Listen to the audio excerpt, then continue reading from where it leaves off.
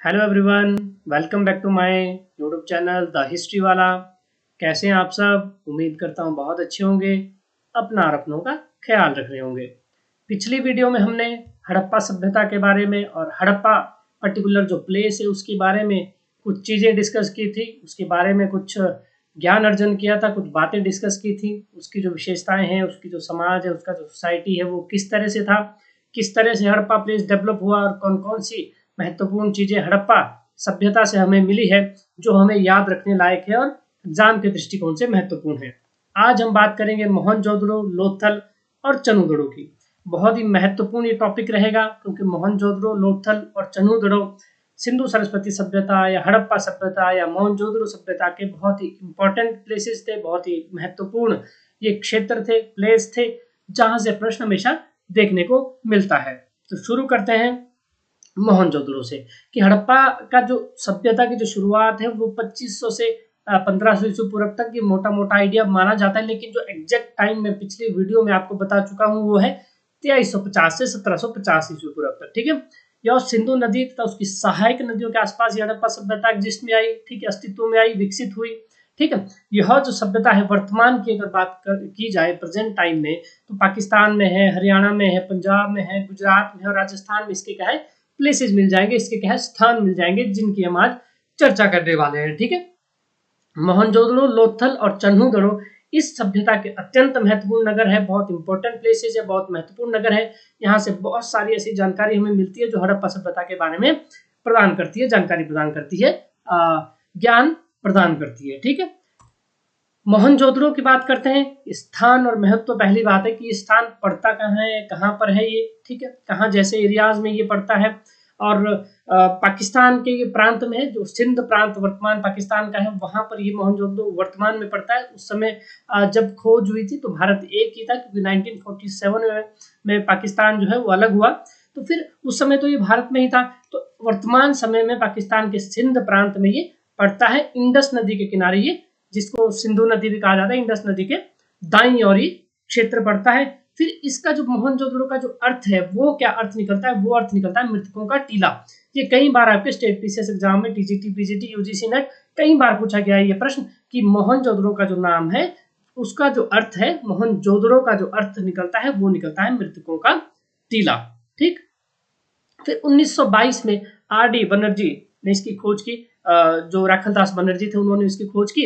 1921 में हड़प्पा की जो खोज है वो दयाराम साहनी ने की, जिसकी बात हम पहले कर चुके हैं। ठीक है, यह नगर हड़प्पा सभ्यता का प्रमुख प्रशासनिक और सांस्कृतिक केंद्र था। ये बात याद रखने लायक है कि मोहनजोदड़ो जो क्षेत्र है वो हड़प्पा सभ्यता या फिर सिंधु सभ्यता, ठीक है, या सिंधु सरस्वती सिविलाइजेशन या सिंधु सरस्वती जो सभ्यता रही है, या मोहनजोदड़ो जो सभ्यता है उसका जो एक प्रशासनिक, एडमिनिस्ट्रेटिव और कल्चरल सेंटर था। ठीक है, क्या था? प्रशासनिक और सांस्कृतिक केंद्र। यहाँ से आप जानकारी प्राप्त कर सकते हैं कि प्रशासनिक क्या हो सकता है, जहाँ से एडमिनिस्ट्रेशन चलता हो, जहाँ पर कोई हेड बैठता हो, उसके अधीन कुछ काम होता हो, उसके आदेशों पर कुछ काम होता हो, मतलब प्रशासन चलता था यहाँ से। ठीक है, एडमिनिस्ट्रेशन चलता था और कल्चरल जो सेंटर था, यहाँ पर सांस्कृतिक जो विविधता है वो भी देखने को मिलती है, सांस्कृतिक रूप भी मोहनजोदड़ो में देखने को मिलता है। ठीक है, फिर इसके नगर योजना की बात कर लें, स्ट्रक्चर इसका जो था, नगर कैसे नगर बना था। ठीक है, नगर या शहर या गांव जो भी, इसको नगर कहा गया है, गांव नहीं कहा गया है, लेकिन वर्तमान अगर नगर से इसका संबंध लगाया जाए, कोई भी नगर आप पकड़ कर चलिए, तो उस समय क्या है, हड़प्पा सभ्यता का जो मोहनजोदड़ो क्षेत्र है वो दो पार्ट में डिवाइड था, दुर्ग क्षेत्र और निचला नगर। देखिए, अब किसी भी आप बड़े दिल्ली नगर को ले लीजिए कि एक तरफ स्लम एरियाज है, दूसरी तरफ ऊंची ऊंची बिल्डिंग्स है। ठीक है, दिल्ली का एग्जांपल ले लेते हैं। ठीक है, तो क्योंकि यदि आप प्रेजेंट सिनारियो के साथ इन चीजों को जोड़कर देखेंगे तो आप बहुत सारी चीजें याद कर पाएंगे। ठीक है, तो दिल्ली के साथ अगर कनेक्टेड करते हैं इसको, तो दिल्ली में एक तरफ आपको दिखेगी बहुत बड़ी बड़ी बिल्डिंग्स, ठीक है, दूसरी तरफ देखिएगा आपकी झोपड़ियां या स्लम एरिया। तो मोहनजोदड़ो में भी इस तरह था कि एक तो दुर्ग क्षेत्र था, जहां पर दुर्ग है, बड़े बड़े घर हैं, डबल मंजिला घर हैं, ठीक है, और अपर वर्ग के लोग वहां पर रहते हैं। ठीक है, दूसरी तरफ क्या था कि खाली नगर था, जहां पर ना तो किलेबंदी थी, ना इसको दीवार से ढका गया था, यानी कि छोटे छोटे घर थे। ठीक है, फिर सड़कों की बात की जाए, सड़कें कैसी थी, आगे मैं मैप भी आपको दिखाऊंगा, मैप के माध्यम से, चित्र के माध्यम से बहुत सारी जानकारी आज लेकर आप लोगों के सामने आया हूँ। ठीक है, सड़कों पर ग्रिड प्रणाली आधारित थी, जो अभी हम डिस्कस कर रहे हैं वो अभी जो आने वाले जो समय में हम इसे चित्रों के माध्यम से, मैप के माध्यम से इसी वीडियो में पढ़ने वाले हैं। ठीक है, तो सड़कों पर जो ग्रिड प्रणाली थी, ग्रिड प्रणाली कैसी थी, मतलब ईंटों से जोड़कर जो सड़कें बनाई हुई थी। ठीक है, सड़कें जो है समकोण प्रकार की थी, मतलब आजकल के हाईवे जैसे आप देख सकते हैं, दिल्ली में जाएंगे तो चौराहा मिल जाएगा आपको, हाईवे है, हर जगह से सीधे रोड है। उस समय भी मोहनजोदड़ो में क्या है, इसी तरह की व्यवस्था जो है स्थापित की गई थी। ठीक है, मकान जो है वो पक्की ईंटों के बन गए थे, यानी कि मोहनजोदड़ो या हड़प्पा निवासी जो लोग थे या हड़प्पा सभ्यता के जो लोग थे, उन्होंने ईंटें बनाना शुरू कर दी थी। ईंटें मिट्टी की बनी होती थी। ठीक है, और उसपे कई कमरे और कई आंगन भी हमें देखने को मिलते हैं। ठीक है, फिर नालियों की जो उत्कृष्ट प्रणाली है पूरे नगर में फैली हुई थी। अब क्या सीन है कि यदि आप किसी गांव में रहते हैं, किसी नगर में रहते हैं, दिल्ली में रहते हैं, तो सीवरेज के लिए जो लाइन्स है या फिर जो अवसाद वाली जो या फिर बेकार पानी या जल निकासी का जो साधन है, उसके लिए क्या है, उत्कृष्ट जो प्रणाली है पूरे दिल्ली में मिल जाएगी। कहीं और भी अगर नगर की बात करेंगे तो मोहनजोदड़ो में भी इसी तरह की व्यवस्था क्या थी कि प्रॉपर नालियां बनी थी। जो भी अपशिष्ट है वो पदार्थ बाहर नालियों के माध्यम से जाता था, जो बेकार पानी है वो भी प्रॉपर नालियों के माध्यम से चैनलाइज किया गया था, ताकि वो नगर से या क्षेत्र से दूर कहीं किसी एरिया में उसको भेज सके, ताकि नगर में गंदगी ना फैले और प्रदूषण ना फैले। इस तरह की जानकारी जो है मोहनजोदड़ो के लोगों के पास थी। ठीक है, प्रमुख अवशेष की बात करें कि यहाँ पर क्या क्या चीजें हमें देखने को मिलती है। ग्रेट बाथ हमें देखने को मिल जाता है, द ग्रेट बाथ। ठीक है, द ग्रेट बाथ हमें देखने को मिल जाता है। ठीक है, द ग्रेट बाथ किसको कहते हैं, बहुत बड़ा स्नानागार हमें देखने को मिल जाता है, जिसका जो संबंध है वो धार्मिक या सामुदायिक स्नानागार से लिया जाता है। आगे हम चित्र के माध्यम से इसको देखेंगे। फिर आता है बड़ा अन्नागार। अन्नागार मतलब बहुत सारे अन्नागार जहाँ अन्न भंडार करते हैं। बहुत बड़ा एक ऐसा कमरा मिला है जहाँ पर अन्न भंडारण के लिए जिसका यूज किया जाता था। आजकल भी आप देखेंगे कि अन्न भंडार के लिए आपको कोई आपका स्टोर रूम जिसको हम बोलते हैं, वो अन्न भंडार के रूप में आप इसको प्रयोग करते हैं। ठीक है, कांस्य की नर्तकी की मूर्ति हमें मोहनजोदड़ो से मिल जाती है। कला और शिल्प का उदाहरण महत्वपूर्ण, जब आप कांस्य की नर्तकी की मूर्ति आप देखने को वहां पर मिल जाती है, तो इसका मतलब क्या होता है, वहां पर कला और शिल्प का भी उत्कृष्ट उदाहरण है। कला और शिल्प चरम प्रति सर्वोत्तम उस टाइम कला और शिल्प का जो है ज्ञान वहाँ के लोगों को था। वो क्या है, मूर्तियां बनाते थे, कांसे की मूर्ति बनाते थे, मिट्टी की मूर्ति बनाते थे, सेलखड़ी की मिट्टी की मूर्ति बनाते थे।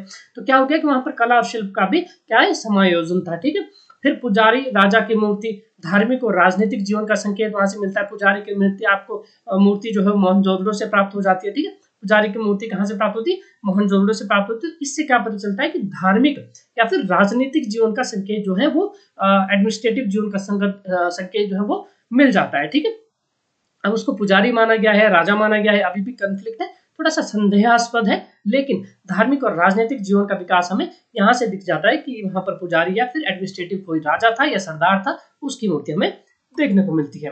अब बात करते हैं, नीचे आपके पास चित्र दिया हुआ है। ठीक है, इस चित्र को आप ध्यान से देखिए, आपको बीच में सड़क दिख रही होगी। ठीक है, मैं आपको दिखा भी दूंगा, ये देखिए, ये है सड़क, ये जो सड़क वाला एरिया है ये सड़क है। ठीक है, ये फिर आपका द ग्रेट बाथ आ गया।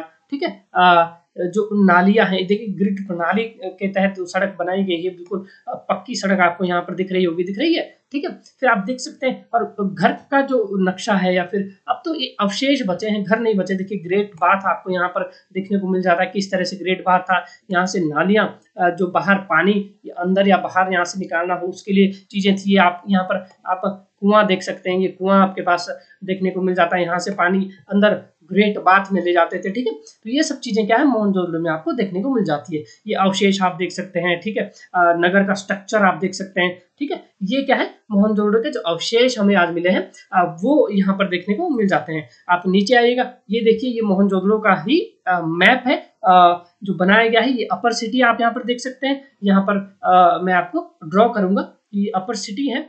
ये देखिए, आप अपर सिटी जो है, मतलब ये दुर्गीकृत है, ये बाउंड्री वॉल आप देख सकते हैं। मोहनजोदड़ो में ये पूरी बाउंड्री वॉल आपको देखने को मिल जाती है। देखिए, ये पूरी बाउंड्री वॉल मतलब दिल्ली का वो एरिया या मोहनजोदड़ो का वो एरिया, मैं एग्जांपल के तौर पर दिल्ली को लिया था। ये मोहनजोदड़ो का वो एरिया है जहां पर अपर वर्ग के लोग रहते थे और वहां पर क्या करते थे, रहते थे, निवास करते थे। दूसरा क्या है, दूसरा ये है लोअर सिटी। आप यहाँ पर देख सकते हैं लोअर सिटी, यहाँ पर आम पब्लिक रहती थी। ये आपको सिंधु रिवर यहाँ पर देखने को मिल जाएगी। ठीक है, यहाँ पर क्या है, ये पूरा जो एरिया है, पूरा जो क्षेत्र है, यहाँ पर क्या है, लोअर वर्ग के लोग रहते थे। ठीक है, आप गेट्स आप देख सकते हैं, ये आप ये एरिया देख सकते हैं आप यहाँ पर। ठीक है, इधर को आप जंगल देख सकते हैं, थोड़ा बहुत पौधे वगैरह लगाए थे। ठीक है, ये आप जो रोड्स है, ये देखिए, ये समकोण पर काटते हुए रोड्स आपको दिख जाएंगे। ये देखिए, ये रोड्स है, यहाँ पर चौराहा है, ये देखिए ये रोड है, चारों तरफ जो रोड आप जा रहे हैं वो मोहनजोदड़ो में आपको देखने को मिल जाएंगे। ठीक है, ये आपको देखने को मिल जाएंगे चारों तरफ। ठीक है,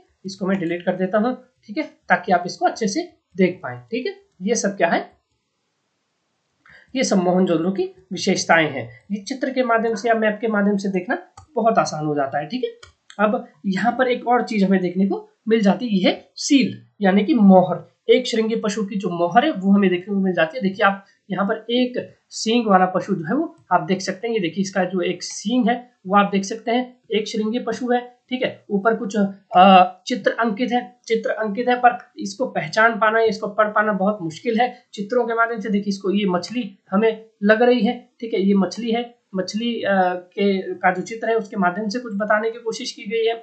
ये शायद मनुष्य का चित्र है, उसके माध्यम से, या शिकारी हो सकता है, इसके माध्यम से कुछ बताने की बात की गई है। लेकिन एक श्रृंगी पशु की यदि आप मोहर देखते हैं, ठीक है, एक श्रृंगी पशु की आप मोहर देखते हैं तो वो देखिए डिजाइन देख सकते हैं आप। देखिए इसके गले में जो है वो डिजाइन बने हुए हैं बहुत अच्छे से। ठीक है, यहाँ भी डिजाइन आपको नीचे गर्दन से नीचे आपको डिजाइन देखने को मिल जाता है। ठीक है, यहाँ भी आपको डिजाइन देखने को मिल जाता है। ये देखिए, ये डिजाइन आपको यहाँ पर देखने को मिल जाता है गले के आसपास। और फिर आप इसकी पूंछ देखने को मिल जाती है, 4 पैर आपको देखने को मिल जाते हैं। ठीक है, तो ये क्या है, एक श्रृंगी पशु जो है वो यहाँ पर देखने को मिल जाता है आपको। ठीक है, तो मोहनजोदड़ो की ये जो विशेषताएं हैं ये इसको खास बनाती है। ठीक है, अब बात करते हैं मोहनजोदड़ो की आर्थिक गतिविधियों की। तो इनका जो मुख्य जो पेशा था, मुख्य जो काम करते थे वो था गेहूं, जौ, तिल यानी एग्रीकल्चर इनका मुख्य पेशा हो गया था। ठीक है, तो गेहूं, जौ, तिल ये उगाते थे। ठीक है, फिर व्यापारिक गतिविधियां भी करते थे। आर्थिक गतिविधियों में क्या है, एग्रीकल्चर और व्यापार दोनों चीजें करते थे। तो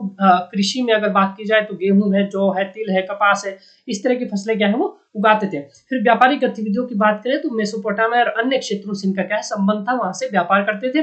धातु उद्योग, कांस्य, तांबा, सोना, चांदी यहाँ पर देखने को मिल जाता है। ठीक है, मिट्टी के बर्तन और खिलौने भी यहाँ पर बनाए जाते थे। ठीक है, अब बात करते हैं लोथल की। ठीक है, लोथल महत्वपूर्ण स्थल है हड़प्पा सभ्यता का, सिंधु सभ्यता का। यह गुजरात के भावनगर जिले में है और इसकी जो खोज 1954 में SR राव ने की थी। ठीक है, यह नगर समुद्री व्यापार का प्रमुख केंद्र है। मैंने आपको बताया था कि हड़प्पा सभ्यता के हड़प्पा प्लेस के बाद में बहुत सारे ऐसे प्लेसेस की बात आपके सामने करूंगा। 2-3 प्लेस आज डिस्कस कर रहे हैं, 2-3 प्लेस फिर डिस्कस करेंगे कि वहां पर क्या है इंपॉर्टेंट चीजें क्या क्या आपको मिली। ठीक है, तो 1954 में जो है लोथल की खोज कहाँ किसने की थी, SR राव ने की थी। यह नगर समुद्री व्यापार का प्रमुख केंद्र था और लोथल का गोदीबाड़ा यानी डॉकयार्ड, यानी कि आज के समय में जो आपका जैसे दक्षिण भारत में केरल के तट पर है डॉकयार्ड जो होता है। ठीक है, गोदीबाड़ा जो होते हैं। ठीक है, जहाँ समुद्री जहाज रुकते हैं, वहां से व्यापार होता है। चेन्नई है, ठीक है, आपका मुंबई में है, इस तरह के क्या है डॉकयार्ड्स हैं, गोदीबाड़े हैं। ठीक है, जहाँ पर रुकते हैं और वहां से जहाज